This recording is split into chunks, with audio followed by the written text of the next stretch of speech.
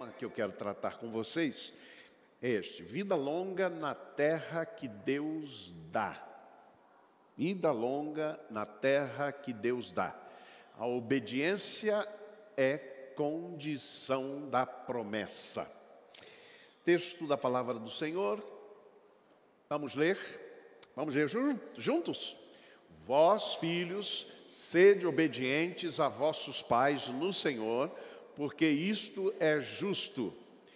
Honra a teu pai e a tua mãe, que é o primeiro mandamento com promessa, para que te vá bem e sejas de longa vida sobre a terra. E vós, pais, não provoqueis a ira vossos filhos, mas criai-os na disciplina e admoestação do Senhor. Deus aplique em nossos corações a sua bendita palavra. Muito bem. Quem quer viver para sempre? Opa, desculpe, esqueci. Êxodo 20:12. Vamos ler? Honra a teu pai e a tua mãe, para que se prolonguem os teus dias na terra que o Senhor teu Deus te dá. Prestar atenção na diferença para Efésios: para que se prolonguem os teus dias na terra que o Senhor teu Deus te dá. Isso faz toda a diferença. Quem quer viver para sempre? Não vou pedir para levantar a mão. Talvez, quando a gente já chega na famosa idade do condor, a gente diz: não, pastor, que negócio de viver para sempre, dá não é? Quem quer viver para sempre sobre a terra? Respondeu? Quem quer viver para sempre na terra que Deus dá? A primeira pergunta, quem quer viver para sempre, é uma pergunta que remete à vida eterna. Viver para sempre tem a ver com vida eterna, ou seja, mesmo depois que a gente passou aqui deste mundo. A segunda pergunta, quem quer viver para sempre sobre a terra, remete para a longevidade.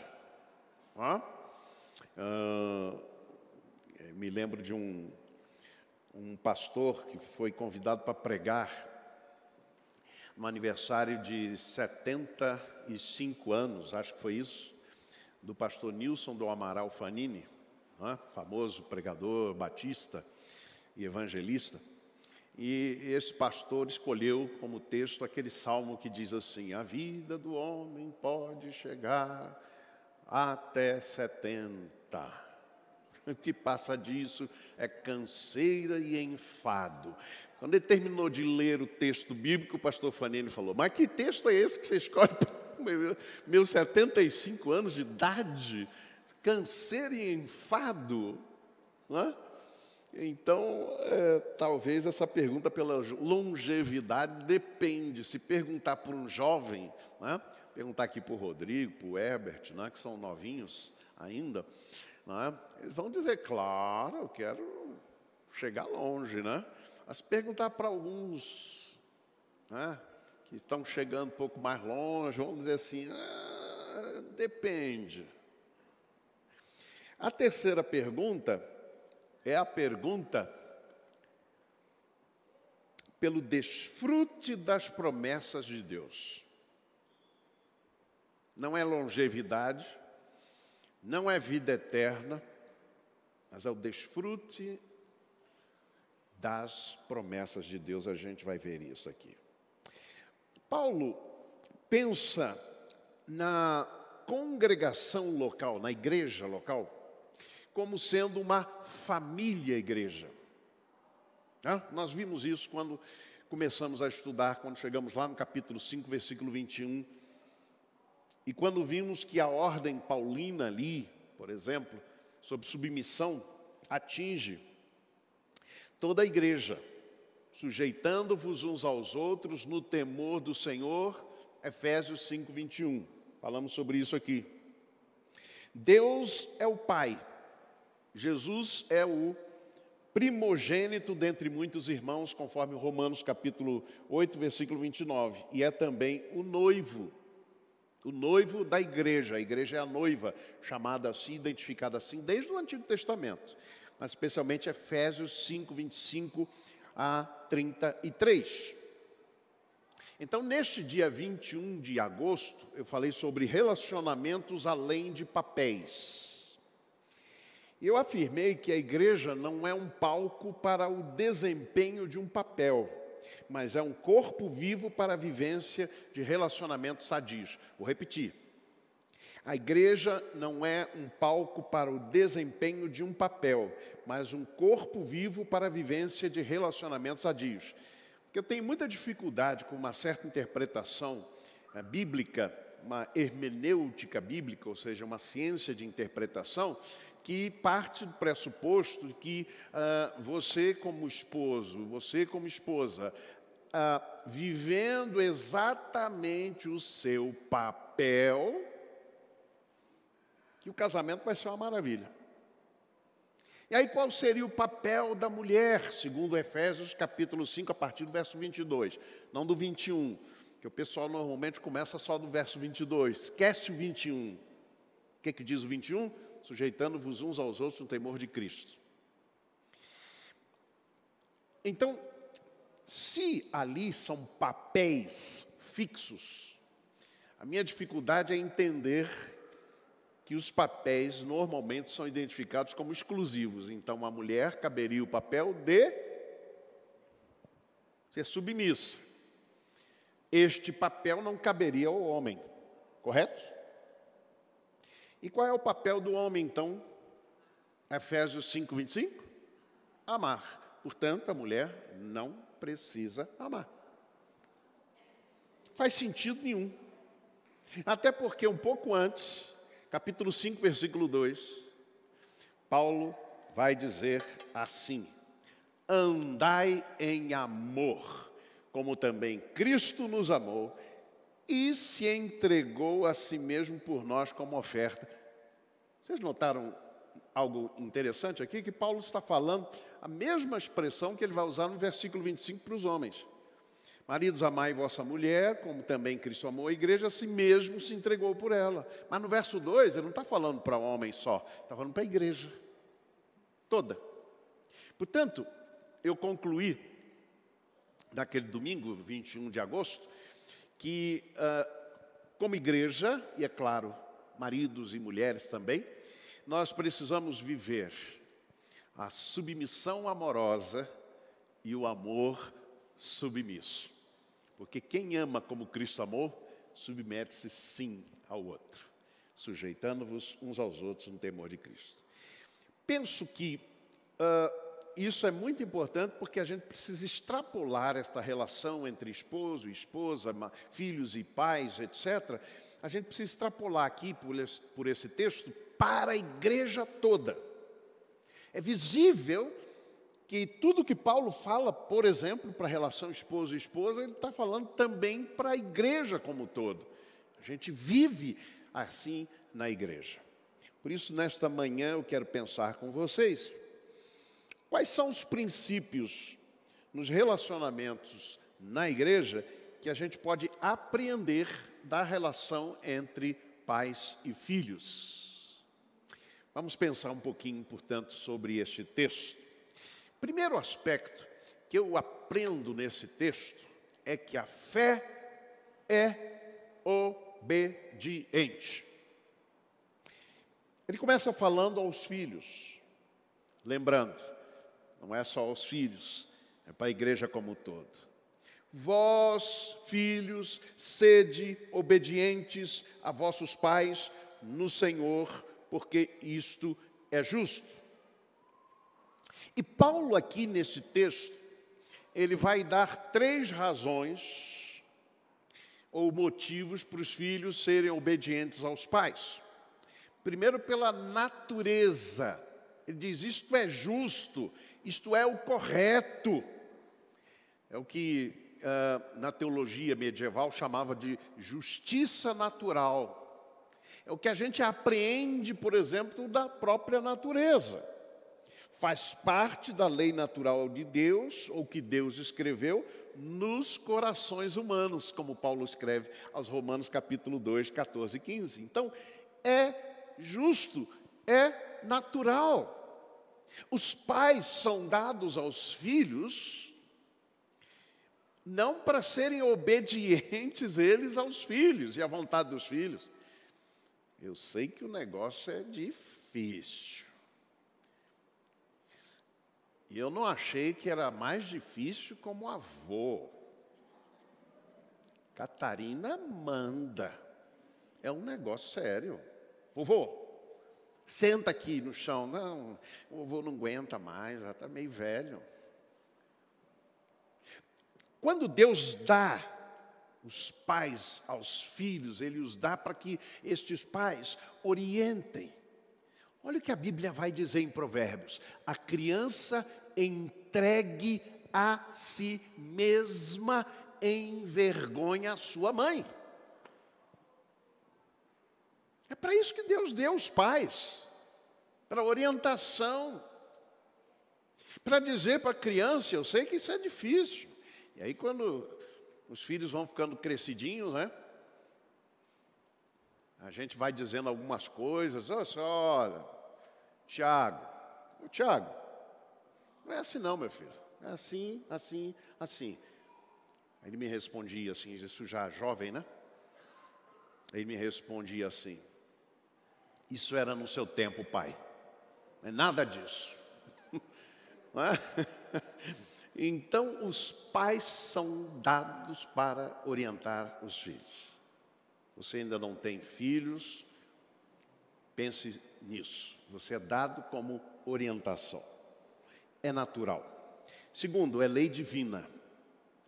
A honra aos pais está no âmbito do nosso dever para com Deus. Honra teu pai e a tua mãe. Isso não acaba nunca não, viu gente? Ainda hoje, eu não devo obediência a Dona Ruth, mas eu devo honrar ela. Devo honrar ela. Então é lei divina. É lei natural, é lei divina. Terceiro, é o Evangelho. A obediência está posta no Evangelho. Por isso é que quando Paulo diz, vós filhos sede obedientes, ele diz, no Senhor. Ele está falando para a igreja. Lembra que eu falei que ele vê a igreja como família, a igreja? É no Senhor. É no Senhor. Essas três razões. Agora, observe um detalhe.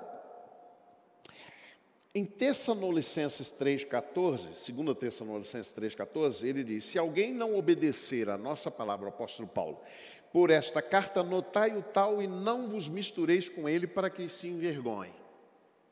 Obediência faz parte da fé. 2 Tessalonicenses 1,8, ele fala de obedecer ao Evangelho.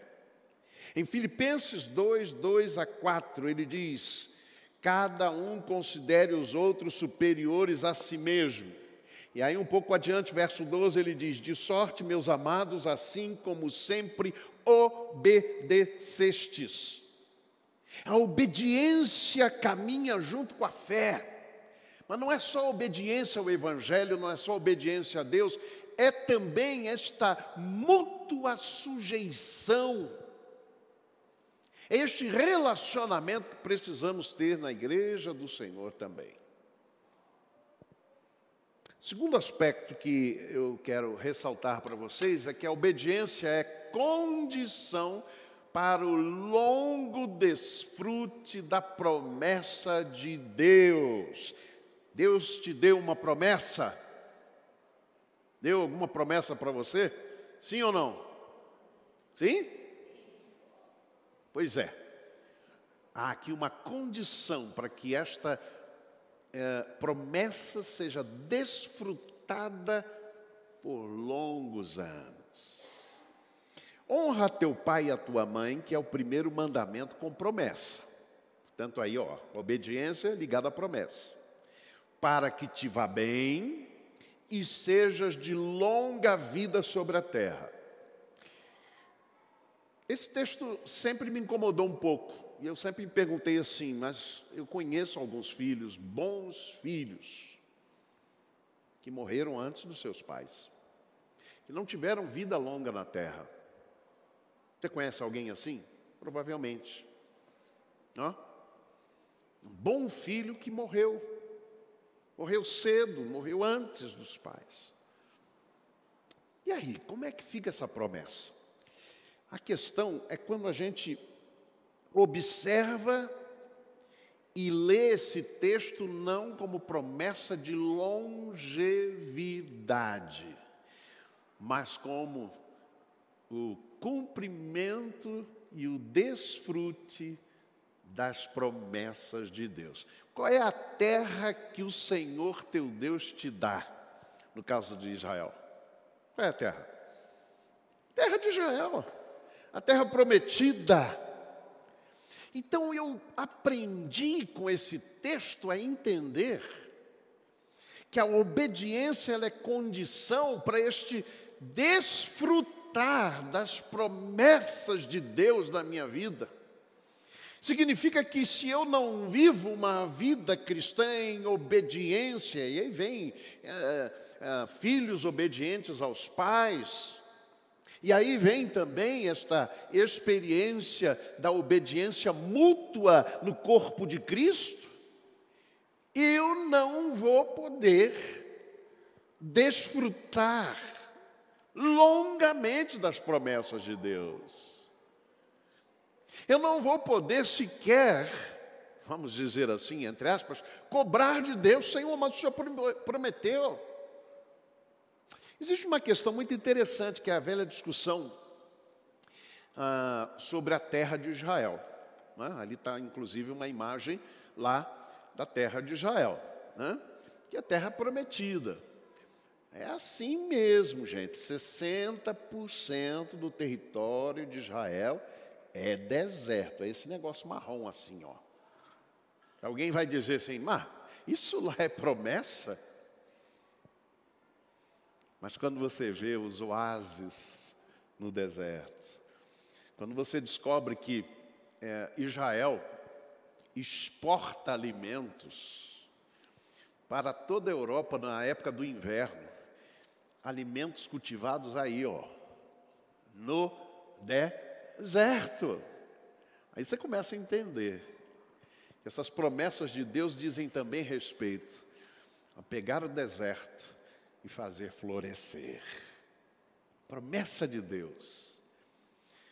Talvez você esteja vivendo, experimentando algum deserto na sua vida. Deixa eu dizer isso para você. É que a promessa de Deus para a sua vida, se você crê no Senhor, se você anda no caminho do Senhor, anda na presença do Senhor, esta promessa é que o seu deserto vai florescer. Amém? Há uma canção que até a gente canta e fala sobre isso, não é? Estou tentando lembrar aqui qual é a canção, se é Emaús ou se é o Deus, não é? O forte Deus, é isso? Eu acho que fala alguma coisa assim, que ele vai inundar, acho que é isso mais ou menos, os meus desertos com misericórdia, não é isso que diz? Mais ou menos assim. Transbordará os meus desertos com misericórdia. Oh, gente, amém. É promessa de Deus. Mas eu só vou usufruir dessas promessas se eu caminhar na obediência, porque fé é obediente. Honra teu pai e tua mãe, para que se prolongue os teus dias na terra que o Senhor teu Deus te dá. Que coisa linda é a gente aprender esta profunda verdade com a palavra de Deus. Terceiro aspecto é que a obediência do filho deve ser aos pais que não provocam a ira no filho. Como assim, pastor? Tem reciprocidade, sim. E vós, pais, não provoqueis a ira vossos filhos, mas criai-os na disciplina e admoestação do Senhor. Eu aprendi muito com John Stott, quando ele fala nesse comentário, no seu comentário a esta epístola, e ele fala sobre a submissão da mulher. Ele diz: a submissão amorosa da esposa deve ser ao marido que a ama, não a um bicho papão.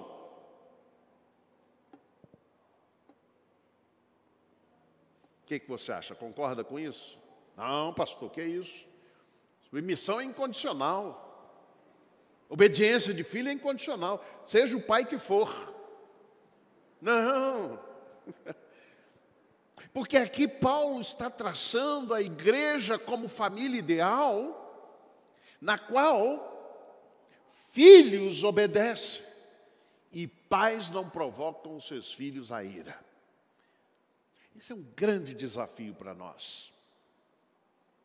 Que a gente não provoque a ira os nossos filhos. Eu preciso confessar que eu tive uma criação bastante forte. Vamos usar uma expressão bem fraca. Mas eu sei, hoje mais do que no passado, que eu fui um caçula bastante, vou usar um termo que minhas irmãs usavam para mim, abusado.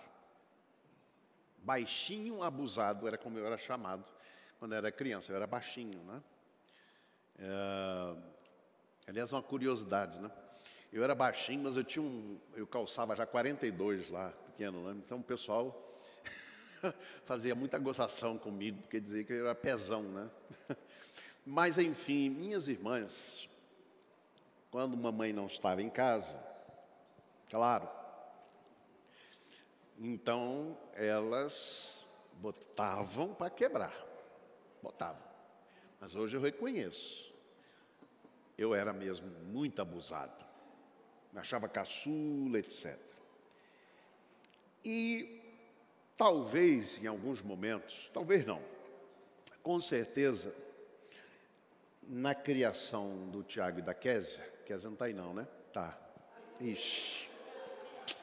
Eu achei que ela não estava, rapaz. Kézia, não me deixe mentir sozinho. Brincando. Ela sabe que isso é verdade. Mas eu reconheço que em alguns momentos eu exagerei. Eu tinha consciência da disciplina do Senhor, que eu precisava orientá-los, discipliná-los, não entregá-los à sua vontade própria, mas eu reconheço que algumas vezes eu disciplinei com ira. Não é? Talvez eu nunca tenha dito isso para a Kézia, mas me perdoe, minha filha, os momentos em que eu disciplinei com ira. Os momentos em que a gente se deixa levar pela carne. E não pelo amor. Não é entregar o filho a si mesmo, não é isso não. Mas é a gente saber que o texto bíblico está me dizendo que eu preciso disciplinar com amor. A disciplina do Senhor. Que eu não devo ser um pai abusivo, porque um dia eu já fui o caçula abusivo, abusado. A submissão amorosa da esposa deve ser ao marido que a ama, não a um bicho papão. John Stott me ensinou muito com isso. Então, a obediência do filho deve ser aos pais que não provocam a ira do filho. Então, ao mesmo tempo em que há obediência dos filhos, precisa haver a atitude dos pais de não provocarem os seus filhos à ira. Agora, isso se aplica na igreja de um modo geral. Relacionamento esposa-esposa, relacionamento pais e filhos. Relacionamento com as autoridades constituídas também. Uma coisa interessante, Romanos capítulo 13 fala sobre a sujeição às autoridades constituídas, não é isso? E ali em Romanos 13, está falando também do poder não apenas executivo, mas poder judiciário. Porque Paulo vai dizer assim, os magistrados. Por que isso? Porque naquela época, o rei, por exemplo, ele era ao mesmo tempo poder executivo, era poder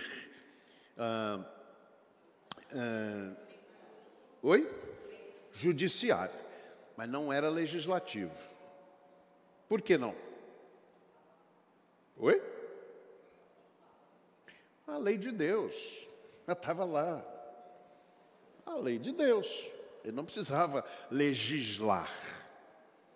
A lei de Deus já estava lá.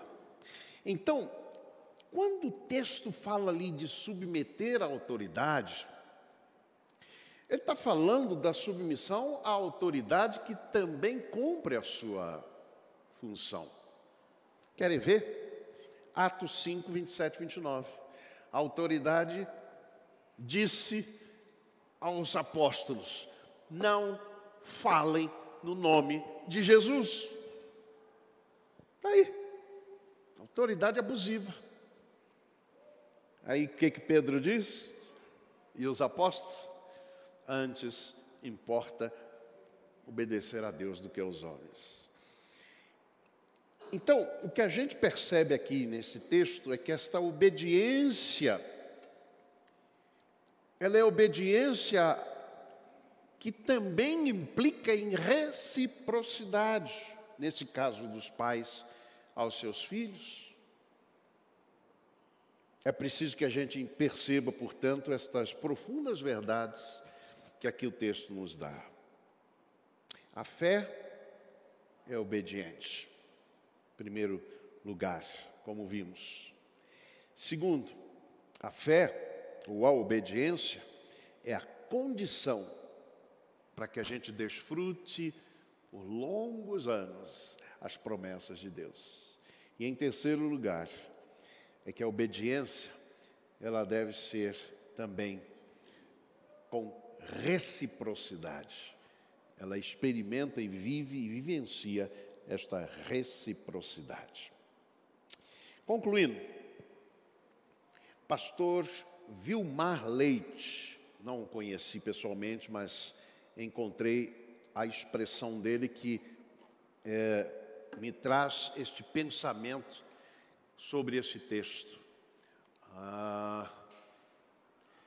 Ele diz assim, quem anseia ser admitido na sala de bênçãos, precisa saber esperar na antessala da obediência. Quem anseia ser admitido na sala de bênçãos, precisa saber esperar na antessala da obediência. Que Deus nos abençoe e nos ajude a que vivamos sempre esta verdade, que para desfrutar das promessas de Deus, que a gente possa caminhar sempre em obediência. Obediência à palavra do Senhor, obediência à voz do Senhor e a mútua sujeição uns aos outros no amor de Cristo.